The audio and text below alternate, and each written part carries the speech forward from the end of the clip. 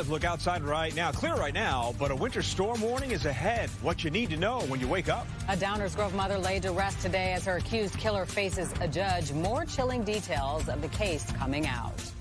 Live from Chicago, this is Fox 32 News at 9. And thanks so much for joining us tonight. I'm Scott Schneider. I'm Dawn Hasbrook. We are learning more disturbing details about the murder of that 30-year-old woman who was 5 months pregnant. It stemmed from a sale on Facebook Marketplace. And tonight, prosecutors are seeking life in prison for the 19-year-old suspect. Leslie Moreno has more.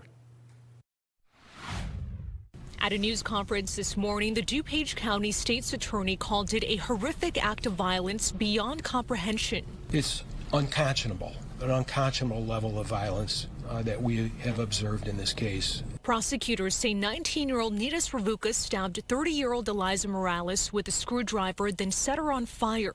She was 5 months pregnant. An altercation ensued, and it resulted in the defendant stabbing the victim 70 times. The attack happened Monday evening at the couple's home in Downers Grove, where Morales and Sravukas agreed to meet to finalize the sale of the couple's truck that was initially posted on Facebook Marketplace.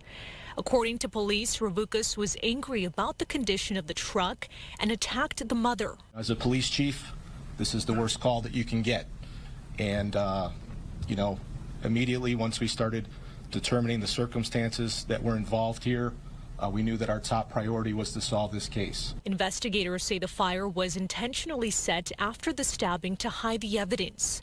The family dog was also stabbed between the eyes but survived. Immediately once we started determining the circumstances. Tonight, officials say a rape kit was taken, and not only did Eliza have vaginal bruising, they say she was burned in that area as well. Sravukas is charged with first-degree murder among other felonies. This morning, a judge ruled that he is to remain in custody. The public should know that we will use every available resource in this county to bring a full measure of justice to the victim in this case. The 19-year-old remains locked up at the DuPage County Jail. His next court appearance is scheduled for February 18th at 9:30 in the morning. Eliza was laid to rest earlier this evening. She was surrounded by all her friends and family. The Downers Grove Chief of Police also taking the time to remind people about the dangers of meeting people online. In DuPage County, Leslie Moreno, Fox, Chicago. Slick roads could be in store for drivers tomorrow. Chief Meteorologist Emily Walls has our first forecast. That's right. We're tracking lake effect snow that's going to be developing late tonight, but not moving on shore until tomorrow. But notice for all locations that we see here highlighted in purple, that's Lake County, Northern Cook County, and DuPage County. We have a winter weather advisory that's going into effect at 9 a.m., lasting till 3 p.m. And that's for about 2 to 3 inches of snow. But in central and southern Cook County, we have a winter storm watch that's been issued for tomorrow afternoon right on through Saturday. And that's for snow in excess, possibly near the lakefront, up to around 6 inches. And we now have a winter storm warning that has officially just been issued for Lake and Porter for snow totals over 6 inches being possible. I'll have the timing coming up. It's a nightmare. Who would want to live here? Who would want one of their family members to live here? Well, amid this frigid weather, a Park Forest apartment complex is catching heat after some residents say they have no heat.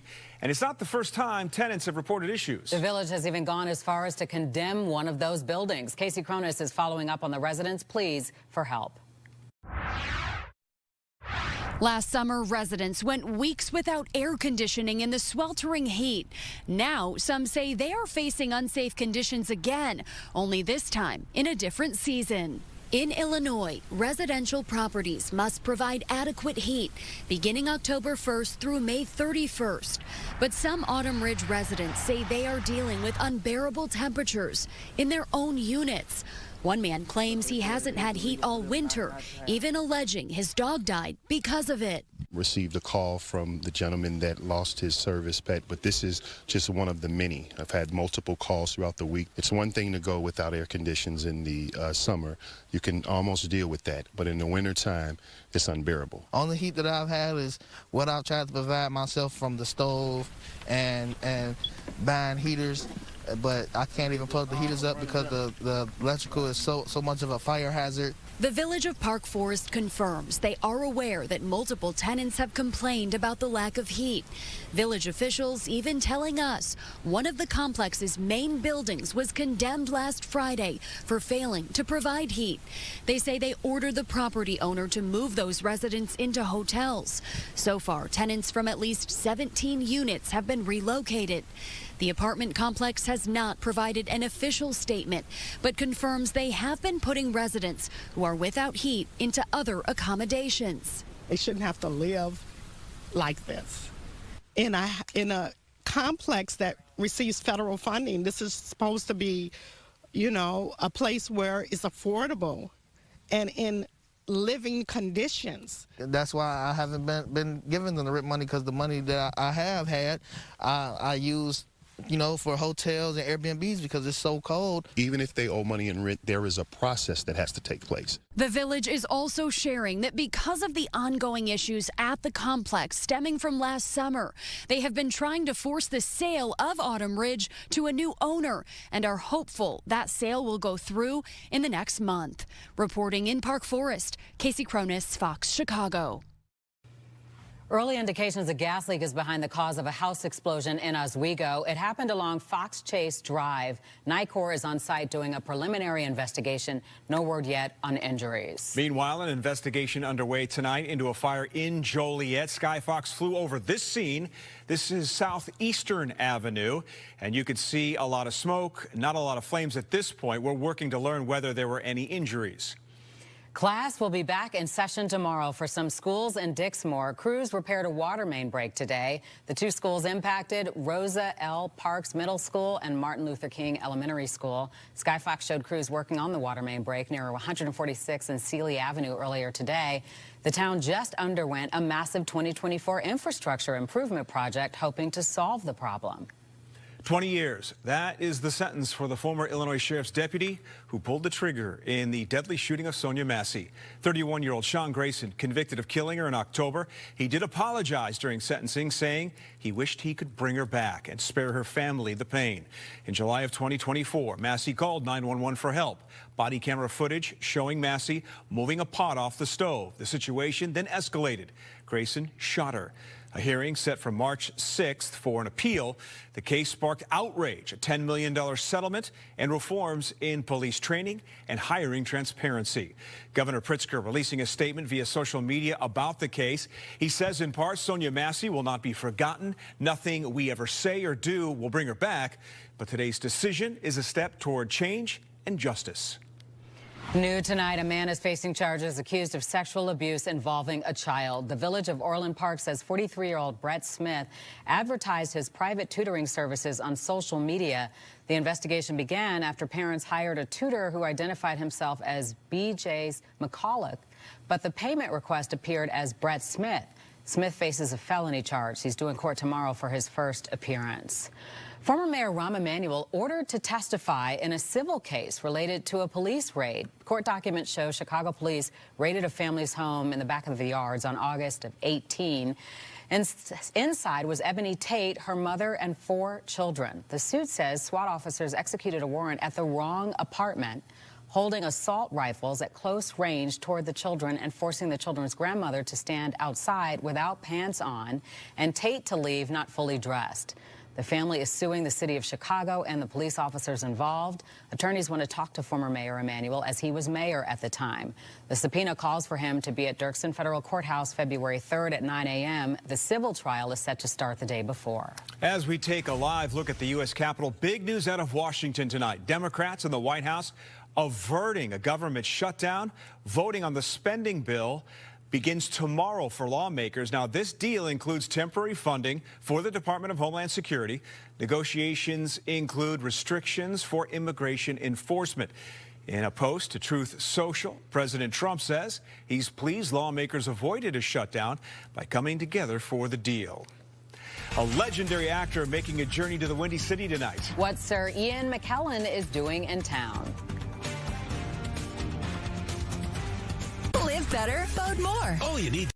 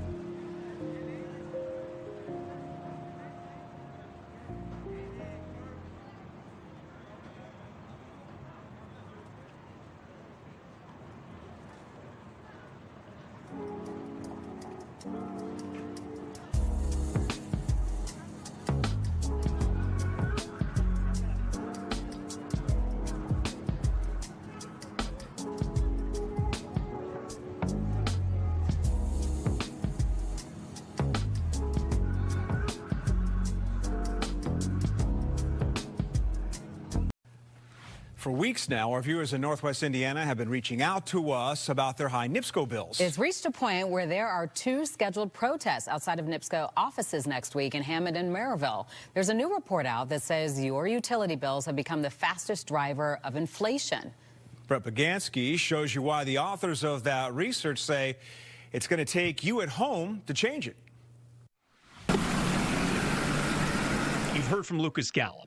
Then this just came out of nowhere. Kevin Mejia. At least doubled or tripled. Kelly Hicks. It has gone up around $150. And Terry Logan. About $458 a month. They told Fox Chicago their NIPSCO bills are putting their families in vulnerable situations. I don't know if I can afford groceries for the next 2 weeks. The cost of living is already too high, and utility bills are a big part of that. Charles Hua is the founder of Power Lines, a nonpartisan consumer education group.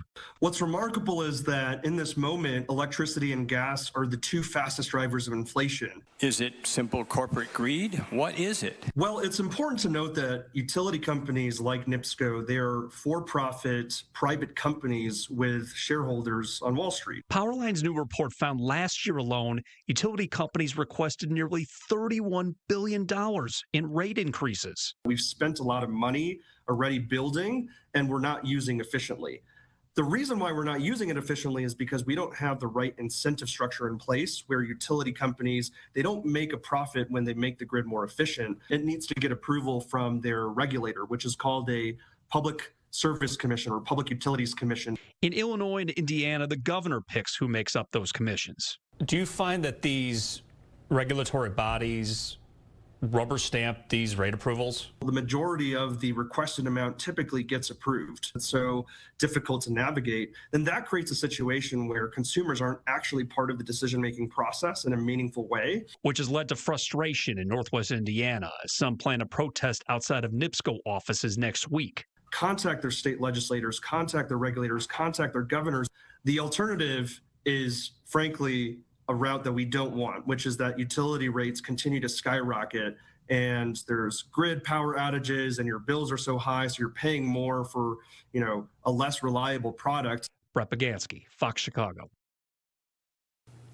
Let's get an update on our forecast. People are going to need some warmth, Emily. It's so cold and the snow's coming, right? That's right. We're going to need those shovels, too, because of all of the lake effect that's coming our way. So here's a look at the weather alerts, and these have been updated within the last 20 minutes or so. So for those of you that are in purple, that is Lake County, Northern Cook County, and DuPage County, that's a winter weather advisory going into effect tomorrow, 9 a.m., lasting until 3 p.m., and that's for roughly 1 to 3 inches of snow. Central and Southern Cook County, where we have a winter storm watch, that's likely either going to be upgraded to a winter storm warning or possibly even a winter weather advisory. That, too, is now remaining in effect through the day on Saturday. And then going into, going into Lake and Porter County, we have a winter storm warning that is going into effect for as much as 6+ inches of snow being possible. So just kind of a recap here. Excuse me, guys. A little bit of a recap here. We have 6 inches or more that are going to be possible, highlighted in pink here. So that's definitely going to be causing some treacherous travel. So Futurecast taking us throughout the rest of this evening and tonight. We have some lake effect that's going to be developing over the lake and then moving to the west into northeast Illinois. By about 9, 10 o'clock in the morning, that's going to continue, so impacting, I think, the later half of the morning commute. And then going through the day, watch how the lake effect is really going to come together as a main band here and then really, really hammer northwest Indiana. So for those of you in Lake and Porter, Indiana, heavy lake effect snow certainly going to be possible. It may swing westward into northeast Illinois. But at this point, that's kind of the unknown portion of the forecast, is if this snow is going to be able to move its way westward back into northeastern Illinois. If that happens, of course, we can see additional accumulations being possible in central, southern Cook County. Then taking us through the day, going into Saturday, dry skies expected. We should be able to break into a little bit of sunshine, but regardless, temperatures, they are still going to be pretty chilly going throughout the rest of the upcoming weekend, still in the 20s, and that is below average. So your 7-day forecast, tomorrow 19 degrees, 24 on Saturday. Again, we do have those winter weather headlines Friday and Saturday. More than 6 inches of snow going to be possible from the Chicago Metro down through southern Cook County into Lake and Porter. But then for those of you in DuPage, northern Cook County, and Lake County, that's where we're looking at 1 to 3. But regardless, I think we're going to need those shovels again going into the next couple of days. There are a lot of cars where you can't tell the color these days. Mine is one of them. Yes. Yeah. All right, thanks, Thank Emily. Gandalf, crying aloud, smote the bridge before him. You shall not pass! That's what you call star power. That is, of course, Sir Ian McKellen taking the stage at the Chicago Shakespeare Theater tonight, and this is a one night only. He shared stories from his illustrious 60-year-long career. Tonight's event benefiting more than 600 Chicago area students and teachers. This is exciting. We are a little more than a week away from pitchers and catchers reporting for spring training. We've got a look at the top prospects invited to camp. Hey everybody, Paris Schutz here. Coming up tonight at 10 on the Chicago Report, we debate whether or not Illinois should opt into a federal private school tuition tax credit program. You know the teachers unions are against that. Plus, how do Americans feel about different foreign policy issues like Russia or Venezuela or immigration? A new Chicago Council report has some revealing findings. And how long will this winter last? Woodstock Willie prepares to prognosticate. All that and more tonight at 10. Start your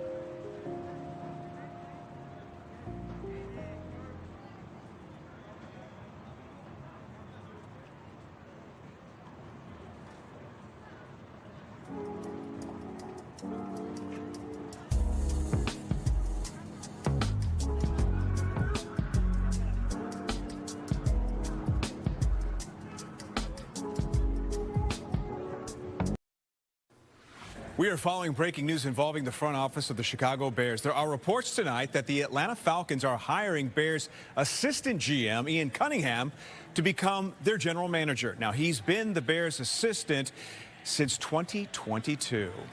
Sox Fest returns to the Ramova Theater as the 2026 season is about to get underway. Starts tomorrow. Our Tina Nguyen has a preview. Well, after 3 straight 100-loss season, there is a lot of optimism heading into the 2026 season for the Chicago White Sox. Year 1 under Will Venables showed real progress, and after years of rebuilding, Chris Getz and Venables says this year it feels different. Makes my job easier if they already believe, and that's great, and those goals are great. But my job is to say, like, this is what we have to do to get there, right? And that is kind of part of the ground-up approach, saying, hey, like, you know, we spent an off season with with our imaginations and kind of growing and believing in what this thing could be. If you want to get there at all, we're going to have to commit to these things and make them part of our daily habits. The environment that he creates, within that clubhouse, allows the players to go out there and just, what do they have to do that day to win ball games? So we've added to the group of talent that is currently there. The process is only getting stronger, so we do feel like we're going to take another step forward. Pitchers and catchers will officially report on February 10th in Arizona. Fox Chicago will be on the road bringing you full coverage. Reporting from the South Side, I'm Tina Nguyen, Fox Chicago Sports. Meanwhile, today the team announced the 22 players invited to spring training. The list is highlighted by 3 top 100 prospects according to MLB.com. The list headlined by prospect Braden Montgomery. He's a 22-year-older, an outfielder, ranking number 36 according to MLB.com. Other names that appear on the list for the Sox include left-handed pitcher Noah Schultz at number 49, another lefty, Hagen Smith, at number 72. Plenty of baseball talk on CST tonight. And our Cassie Carlson and Carmen Vitale from Fox Sports Radio dive into a Super Bowl preview, how the Seahawks built their defense, and what notes the Bears could take from it. And would Trey Hendrickson fit here in Chicago? I'd say yes.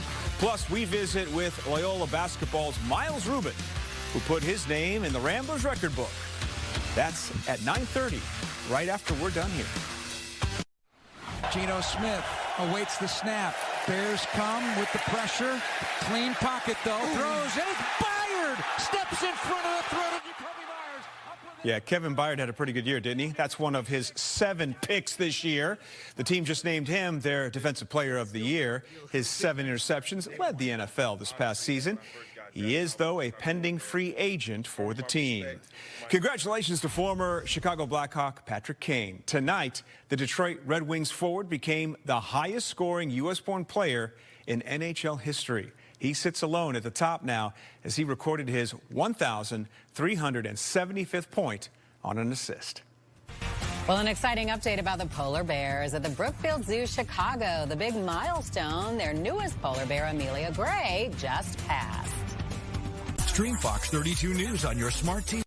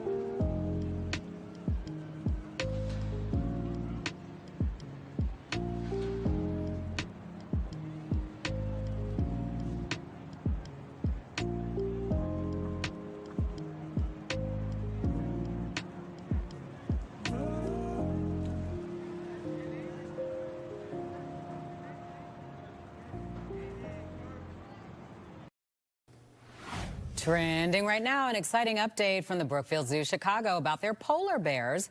Zookeepers recently introduced Hudson and newcomer Amelia Gray for the first time, and it's going well. The animal care team says they saw positive, calm behavior from the bears. This is important because the introduction allows researchers to observe the bears' social interactions. So Interesting. cute. We'll check back in about 9 months. Yeah. I'm just kidding. All right. No, you're not. All right. Are we out of time? We are. Oh, Good night. Hey, thanks. Good night. We'll see you later. CST, straight ahead. Good night.